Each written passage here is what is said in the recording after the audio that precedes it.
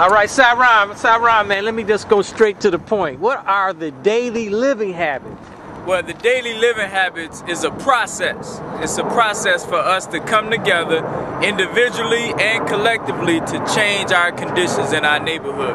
The daily living habits started because, unfortunately, in Chicago, as we were trying to organize, what we found was a lot of people was dead set on why the conditions in the black community were as such.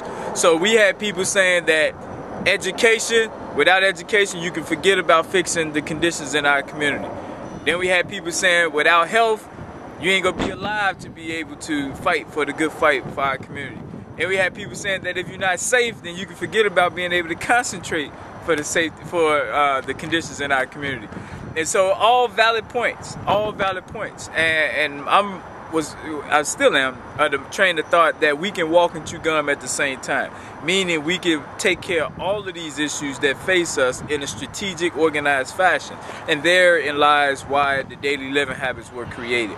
Because what we ultimately need to do is to be able to support each other based on what the passion of that individual is.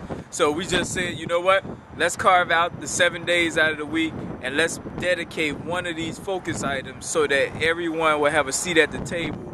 And so when we talk to the individual in the neighborhood on the block, we can offer to them an array of resources to help them. So I'm gonna give them to you. The first one, which today is Sunday, is Family Day. And historically, especially in the black community, we've already done this. You know, every Sunday, families go to church, they leave church, they get together at grandma's house, they eat, they relax, they enjoy each other. So we just piggybacked off that and said Sunday Family Day. Monday, every Monday, Safety Day. And so the key with the Safety Day piece is the people who argue that if you're not safe, we won't be around to fight the good fight for our community. Valid point. And so therein lies every Monday us saying let's focus and work with them to make sure that we are safe. So what should we do on a Monday? First of all, does everyone in your household know where to meet in case of a fire or some type of terrorism or tragedy? So that's one thing we can make sure we're focusing on. And some people for the last 5 years haven't had a plan. So that means now with the daily living habits, at least 52 times a year you're being prodded to come up with a family escape plan and practice it. Do you have a working smoke alarm in the home? Once again, 52 times a year you're being reminded to make sure you have a working smoke alarm or carbon monoxide detector. Or as Mark say, even a fire extinguisher. You know, so all of that deals with safety. Another thing dealing with safety is internet safety. It just was released that when you take a picture and you send it, that the I guess the IP address or some type of tagline is linked to the picture, and it shows exactly where you took the picture at. So that's something that once again on a safety day we'll be pushing and looking at how we can become safer. So that's enough about safety. Then we have Tuesday, the next day, which is Education Day. And for those of you guys who know Mark, this is one of his strong suits. Him and Philip Jackson with Black Star is education. Educate or die, as Philip say, and I love that. We know that we have to improve the education in our community. What I always challenge people to do is look inward before we look outward. So I understand the public school system is not doing the best they can, but what are we doing, personal responsibility, to promote, educate, nurture higher education? And so therefore, do you know in your household who's struggling and in what subjects they're good at, how we can offer them services to someone who's struggling in science or math, if your child is excellent at science or math. Those are the type of things we want to talk about on Tuesday. And once we take care of that in the house, now let's take it out on the block, because the chances are some child that might be struggling with education on your block. So we want to make sure that we at least pay attention to the whole education piece.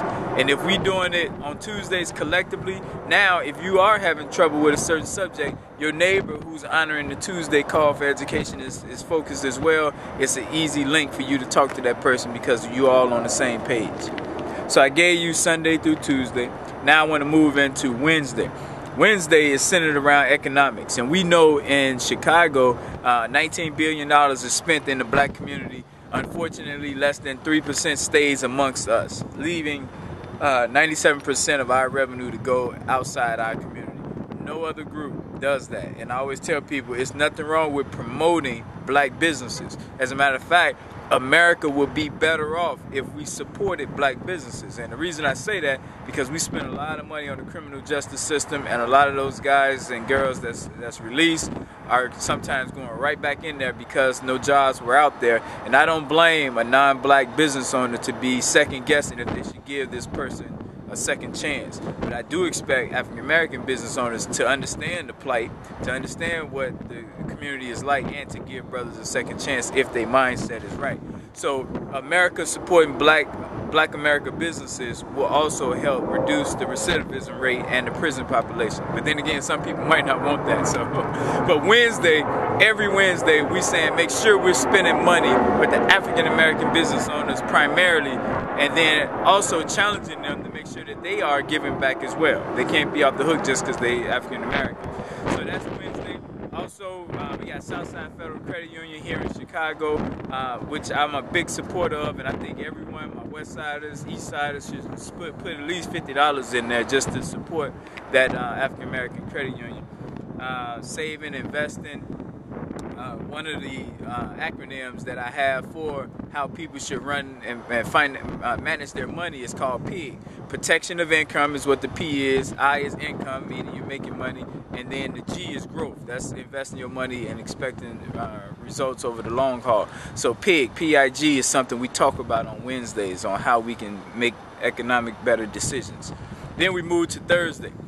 Thursday centers around the health piece, and I always use Kwesi as my pillar for this, because Kwesi, he says it right. If you're not healthy, you can forget about fighting a good fight. So we have to look at how can we be healthier. And when you look at the black community, we're at the top of the charts for almost every adversity when it comes to health, whether it's obesity, lead poison, asthma, you name it.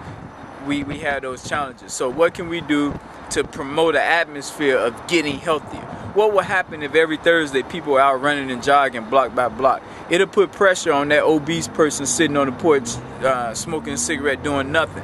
And that's the mindset we want to do. Let's create a different atmosphere where mediocrity is not comfortable. We want to make it uncomfortable for any spirits that's counter to the development of our community. And so we saying Thursday, help us with that good fight on health. For my black men, the women now can use that. Hey, you know, today Health Day, I told you go get your prostate check, and now they basing it not just on the household but on the community at large, because we need you to be healthy. Then we move to Friday. Friday is Senior Citizens Day, so we saying every Friday, what are you personally doing to make sure that the elders feel honored? We should do it every day. Like all these habits, we should do it every day. But Friday, we're doing it as a collective whole all over the nation to make sure the elders feel good. Go to the store for them, go deliver the mail for them, do anything that'll honor them, whether it's cutting their grass, shoveling the snow, raking the leaves. But we saying every Friday the elders should feel good. Then the final day is Saturday, and we reverse that and we say, what are we doing for our young people? How are we spending time and investing in them? And so that's what every Saturday is. Let's come together and spend energy with them young people. So I just gave you 7 days, daily living habits, but there's one component I left off because unless you're really interested, this wouldn't matter to you, but it matters to what we're doing block by block. Gave you all 7 days, what the habits are for each one. Now I'm going to go right back real quick and give you the colors, because the colors matter to the people who visually want to see this work. So we have 3 colors. The colors are yellow, green, and blue. Now, for those who, once again, want to pay attention to this, this is the 3-color support system to make life better in our community.